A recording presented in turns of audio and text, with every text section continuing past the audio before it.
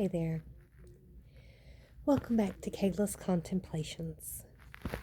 And today, I wanted to contemplate the concept of being in a mood, the concept of fluctuating emotions, and what that actually means.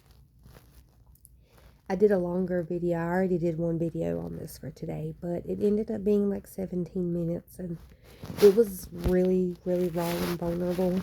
And I'm hoping that I can bring some of that back to this because I liked that here. But I didn't like how long it was. So if y'all want to see that, I'll be happy to post it, but I don't want to post it if people won't be interested in watching it.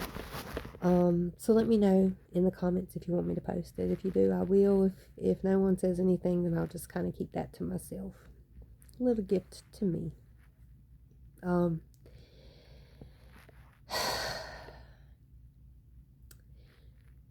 When it comes to moods, I had a friend of mine who posted not a video, he posted on Facebook the other day, and he was like,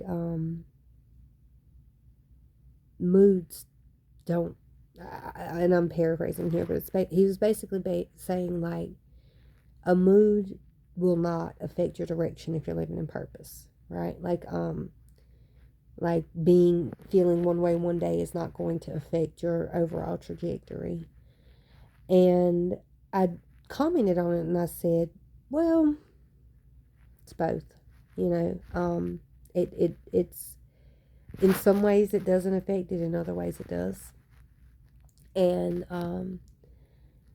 I think that is actually like a fundamental difference between men and women. For men, their hormonal cycle, it starts over every day, 12 to 12, every day it restarts. Women, we go through fluctuations all month long. I'm only okay 2 weeks out of the month. I'm only okay 26 weeks out of the year. The other ones I'm, bat-ish crazy, not really though, but kind of, at least on the inside. But what I want to explain today is how being in a mood, while it may, for women, I think it does change your direction. I think our emotions and moods call things out that either we don't want to see or don't want to feel, that we're forced to, and once we feel it, we might actually completely shift our trajectory. Whereas men, they're more straightforward, and I think that's really true for them. Women, every week we're a different person, and throughout those weeks we have different situations that hit us that can affect us really deeply. Yesterday I had a really wonderful day. And today I woke up longing for a home that doesn't exist. And I can't find a home where I feel home. I can't find a direction of a place that I want to be, where I feel safe and not like I could be uprooted at any minute and be homeless at any minute. Like, I live a life where I could be homeless at any minute. And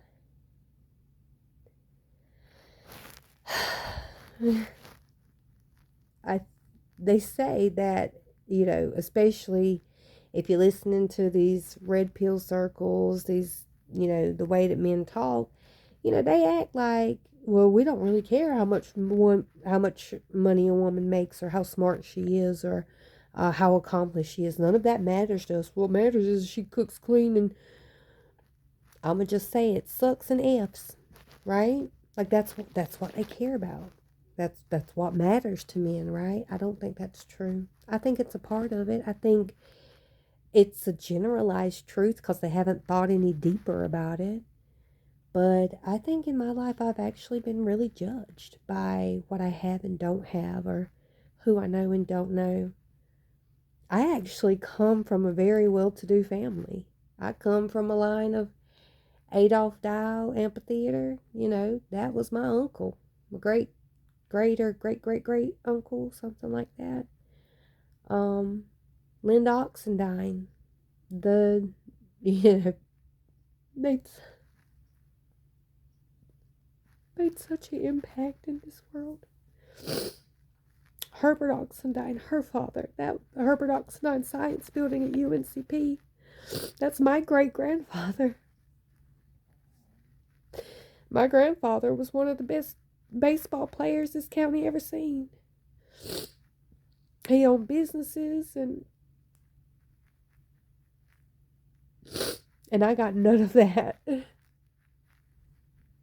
I got no inheritances, no no connections, no family ties to that side of my family, and I'm not going to put fault on anyone. It's not about that. It's just like what is, right? I come from a line of people who left a legacy.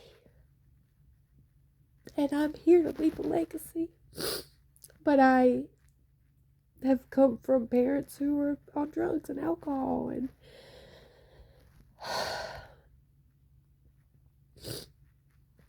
and so I've had to climb out of deeper holes than other people. And I have been sorely judged for that when I'm one of the most capable people you'll ever meet. And that's fine, Like, no one has to like me. No one has to love me. No one has to bring me into their fold. It's not that. But, like, people look at people like me and think, like, oh, well, what does she think she should get a handout for? Says the dude who's got one hell of a inheritance, Says the woman who's still living with her parents at, whatever age is past mine at 35. Or who could go live with her parents at any moment in time. Or he could go live with his parents at any moment in time. Or if your parents, like if you needed something, you could call your parents, even if you didn't want to, or your pride might be in the way or something. Like, you could call your parents or your auntie and uncle or your grandparents. And, some of you were spoiled by your grandparents, right? I got aunties who hate me, Like, so, judge all you want, but I'm more capable than you. Try being in my situation. See how you do. See if you don't.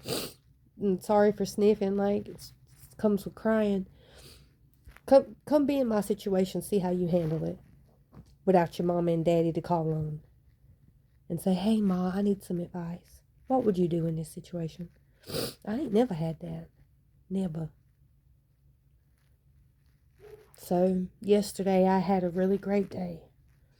I was on cloud nine and went and got my nails done, I had me a great time, but usually what comes with those really great days? Grief. Grief usually follows. Because when you have those great days, you want to plan for the future, and like, you're really excited about all your opportunities, and you want to keep moving. You want goodness. And then you have to figure out what it takes to get there, and what all it takes to create, and how much effort creation takes, and building something, especially building something real, something true, something serious and genuine and impactful. That's not easy. Now watch me do it, but also realize it's not easy. Everything I have to do comes out of my pocket. And I have to find all the resources, and I have to find the connections, and I have to do all the things. Like, I don't get to say, hey, Daddy, do you know any good realtors? I don't get to say, hey, Mama, do you know, can you give me $1,000 to put down on as a down payment on blah, blah, blah, blah? I don't have that. Hey, Ma, can you co-sign for this car for me?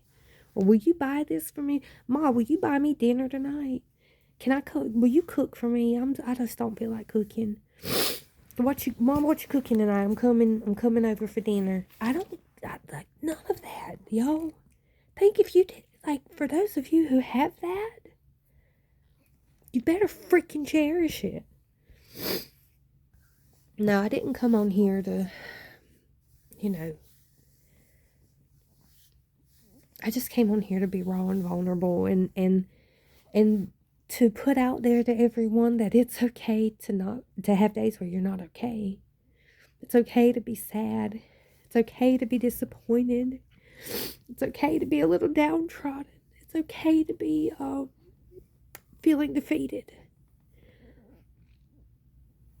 It's okay to have dreams and realize those dreams may not come true.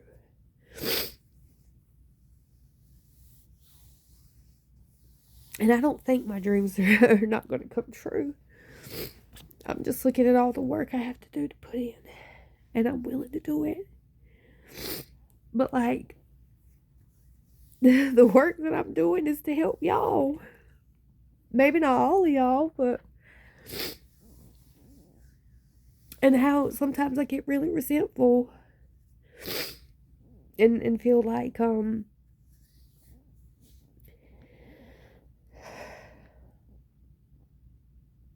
why am I doing this for everyone when so many people hate me?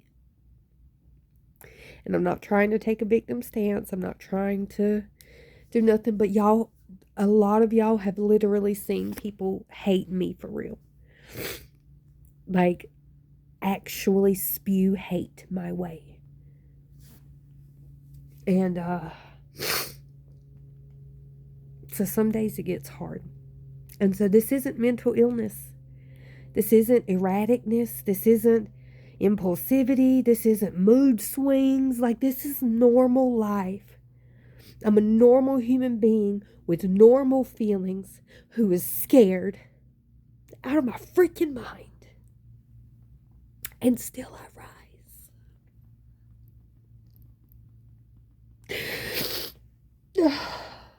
Still I rise.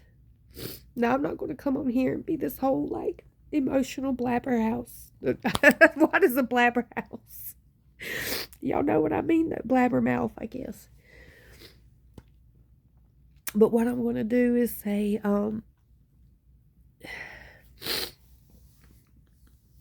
support people. When you see somebody trying to do something, support them. I'm not asking y'all to support me. I've thrown that out the window. But if you see someone having a hard day, support them. And what that looks like is like, your best bet is to do maybe an act of service and say, you know, can I cook you a meal? Can I, you want to come over for dinner? You want to you want to come over and let's watch a movie and just hang out, you know, as friends, legitimate friends, right?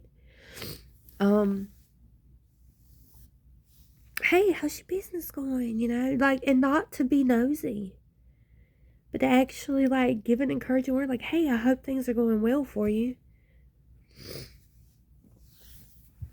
Too many people consider me as a strong, independent woman who don't need no man to pay my bills.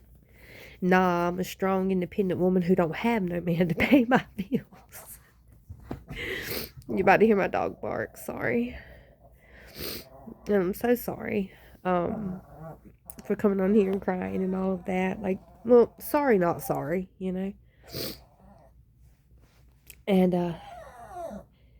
hold on 1 second, please. Sorry, he was starting to get loud. But, I don't know, like, I genuinely don't know how to be, what the modern day woman is kind of expected to be. I don't know how to expect someone to take care of me. I don't know what that looks like. I don't know what that feels like. I can't conceptualize it, you know?